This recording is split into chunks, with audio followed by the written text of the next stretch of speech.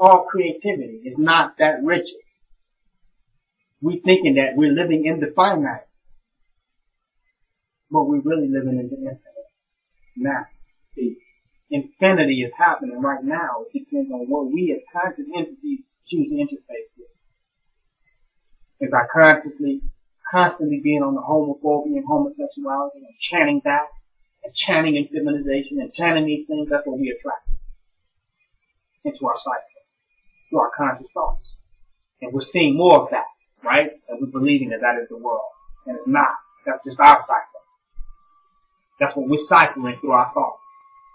I'm asking the conscious community to release that thought and get back into the divine creation of what we want to see manifest. Focus on what we want to create happen. Focus on the paradigm that we want to live in. Everything else is irrelevant, it's insignificant. There are no, from what we're building up here, there are no gay people that's going to stop this that are stopping. We're not worried about that. This is growing, the fastest growing spiritual movement in the world is black supremacy. Nothing is going to stop it. It's growing at huge rates. So we're not worried about what them and they and those are going to do, no matter who they are. Whether they're Illuminatis or the Illumibodies. We don't care. They're not going to stop what we're doing.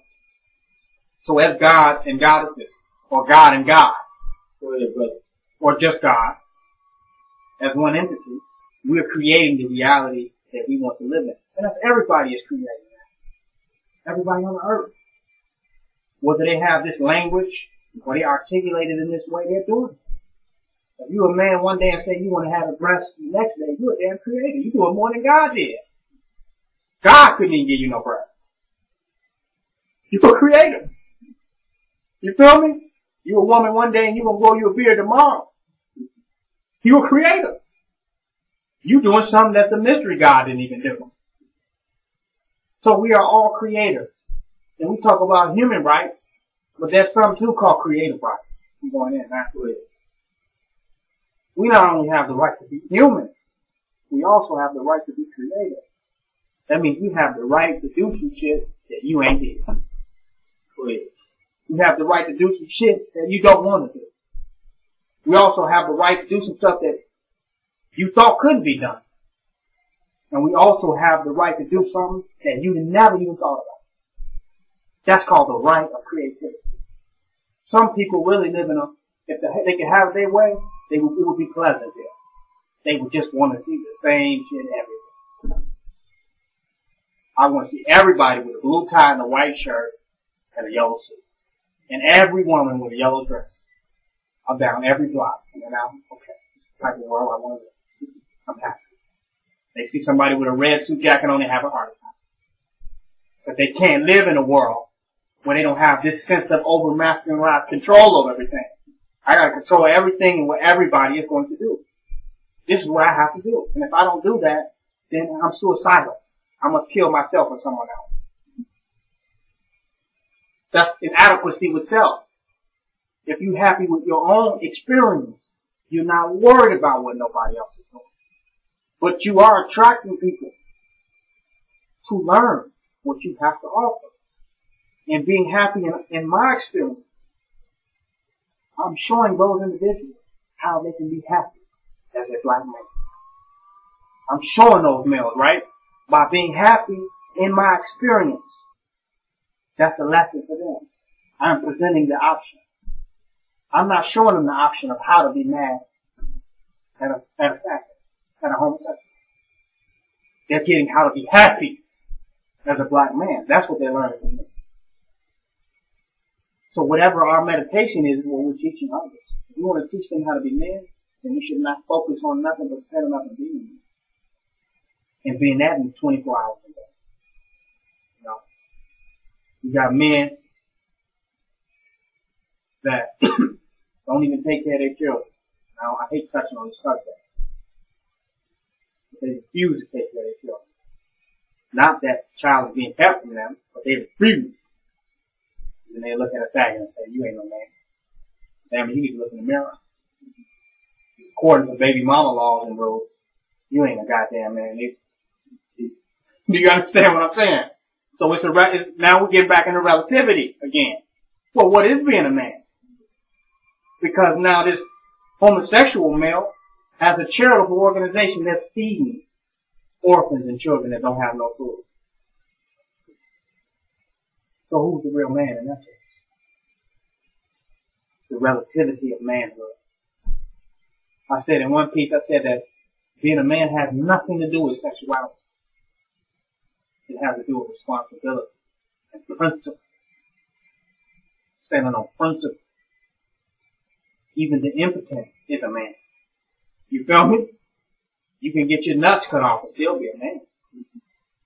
So manhood has nothing to do. It's not limited to sexuality. It's a state of mind, in a state of consciousness that stands in particular principles. It's principledness. Without that, I don't care how many women you sleep with. That don't make you a man. I don't care how many niggas you kill. If you are not principled, you're not a man. You may be a boy, a child. You follow what I'm saying? Well, a bitch ass nigga afraid to confront your responsibility. You feel me? Because you got the gay person, and then you just got the bitch ass nigga. He ain't gay, but he's still a bitch ass nigga. So I challenge people. Get off the old masculization. Stand up and be a God. Stand up and be a creative entity. One who knows that you create your own reality. So you have nothing to fear. I hear people talking about they in tune with all the deities. They speaking in different languages, chanting the names of the deities. Claiming they got the Egyptian language and they speaking the Netter language. All the gods is with them. But they scared of the white man. They still whispering, talking about don't talk about black supremacy over Facebook. Don't you know that the white man is watching you and listening to you? Yeah, I know. That's exactly why I'm saying. Because I want the white man to know his time is up. And that there is black men on this earth that you cannot touch. Go ahead, bro. That you cannot mess with. You better watch out.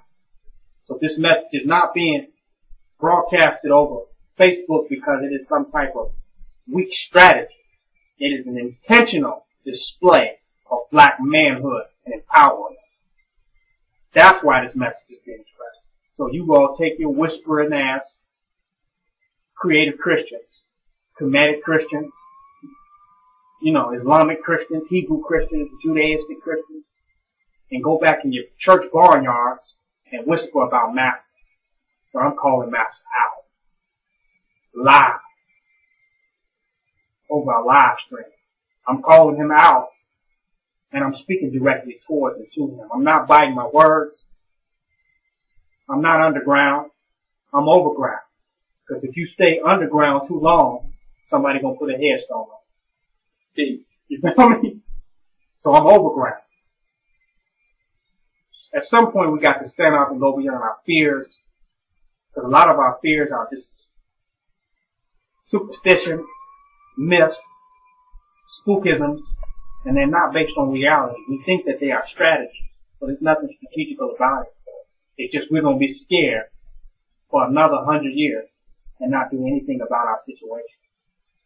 So now we must stand up and speak loud and speak bold and be strong and be mighty with our message.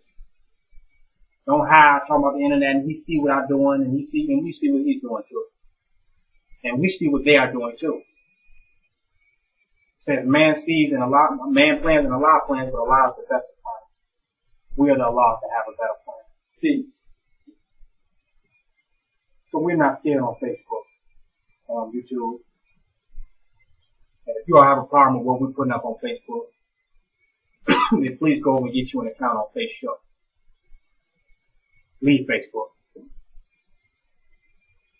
So I want to thank you all for listening to this divine lecture and entertaining the thoughts that I have thus spoke on.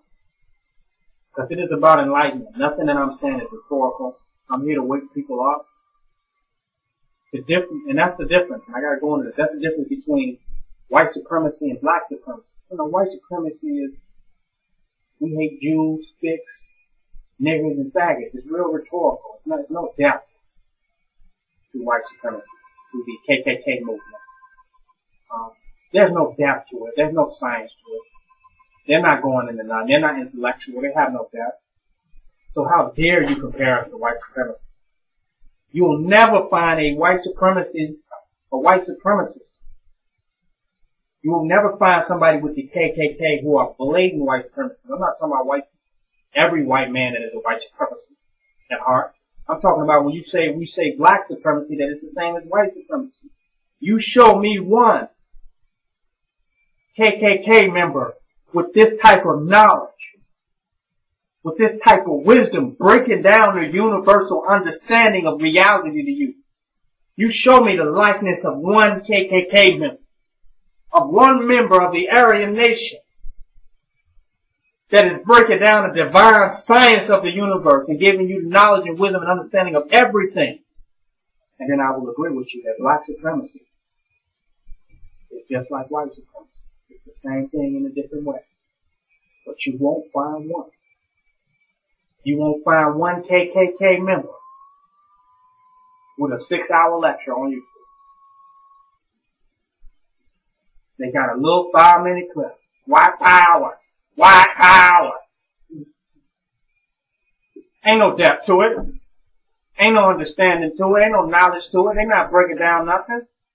So how dare you silly Negro, compare black supremacy to white supremacy?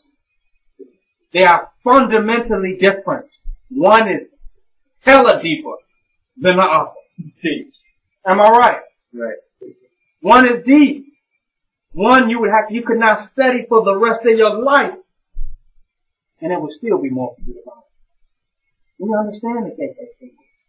Hate niggers, Jews, white people, spics, right? We got their whole doctrine.